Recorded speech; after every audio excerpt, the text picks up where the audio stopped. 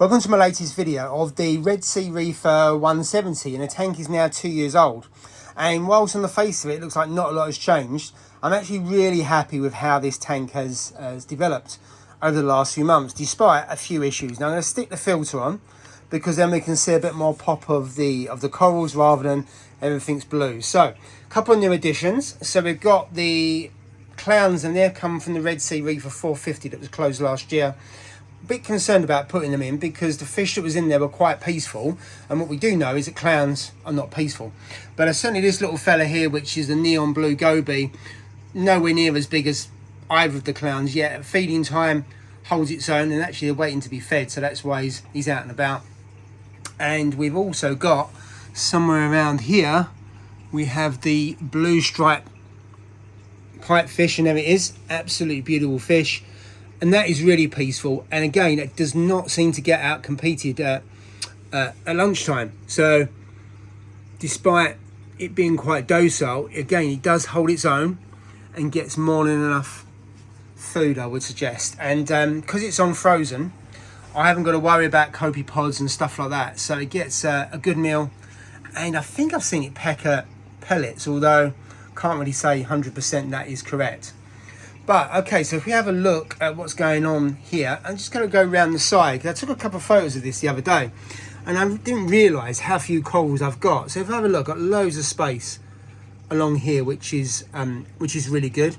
If I go to here, I've got two Monties there, purple Monty, not too sure the name of that, and they're recovering, but could look better. Now, last summer there was a problem with heat in the garage where this tank is located, and they both started to die off, and you can see around the edges that's where that was, all the way around that, it's dying back. And I think what I'm going to do, I'm going to take this out and I'm going to move this from left to right, and the main reason is I've got a couple of SPS that are doing really well. So I've got a pink Hystrix there, and that's grown from a really small frag, probably about 1.5 inches. And then I've got another green one there, I'm not too sure the name of that one. And you can just see it's beginning to branch out. So I think if I put a tabling acro in there, that is really gonna help. And I might put some things around the edge here, not too sure what I'm gonna do, or just put the tabling acro there and just let it grow out so that it doesn't get shaded and we've got long-term competition. The green plating Monty's doing really well. What you can see, I've got problems with bubble algae. So there, around the hammer you can see, not the hammer, the torch there, and I've put a crab in, an emerald crab. Doesn't seem to be shifting at the moment, although it can take time, and I've got some bubble algae there as well. So that is a problem, but for the first time this tank has a clear sand bed other than the odd snail you can see there. So I'm absolutely chuffed with that, and I think it really does make the tank pop when you've got a clear white sand bed.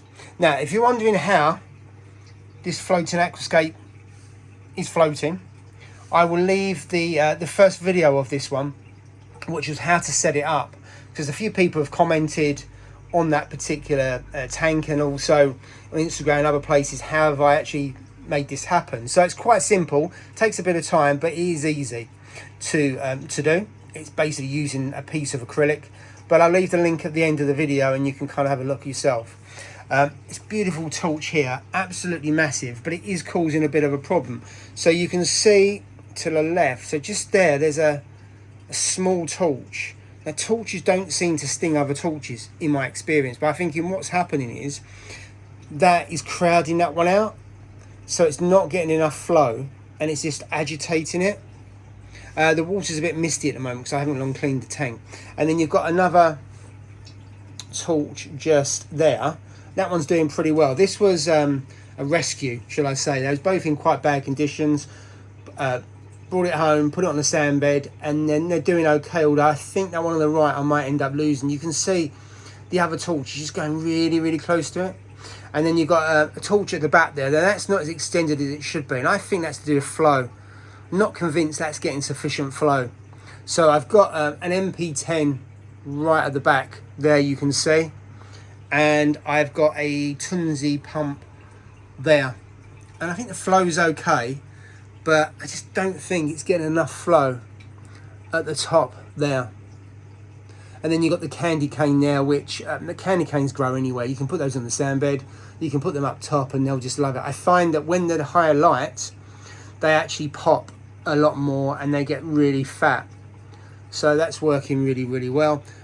What you got to find with torches is be careful as to what you put around a torch, because they do have a habit of stinging. So I've got this Christmas tree favia there, and that does really well. And despite it being really close, even if the torch is stinging it, it's having no effect on that. And then you've got some zoas just behind that torch there. And again, zoas, I wouldn't say they're immune to stinging of torches, but they are pretty good. So if I come to here, you can just see just below the torch along this area here, again, more room for coral. I think I'm gonna have to put corals at like lower lighting. So as for the lighting, I have got a Radian XR15. This is a Gen 3. So that is nearly 8 years old. So yes, I could upgrade it, and I might actually upgrade it because I might get a good deal on a Gen 6. But it doesn't need to be a really new light. And you can probably pick one of these lights up with the mount for less than £100. And that's doing really fine. And I don't believe it's anything above 60%. So I could ramp that right up and still be able to light this tank and probably more light consuming corals. But overall, I am absolutely chuffed with this tank. So what am I actually dosing in this? Well, the first thing I'm dosing is all for reef. So I'm using the Apex DOS doser. That's actually not set up for this tank. It's set up for the tank next to it. But I'm just using one of the DOS dosers. And then I'm using all for reef by Tropic Marine.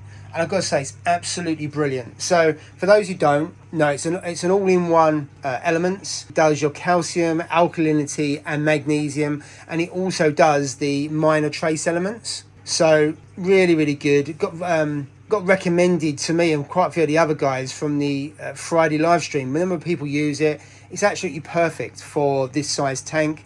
I used to use the liquid, but now I am using the powder, only because it's far better value, the powder, and you get a lot more for your money.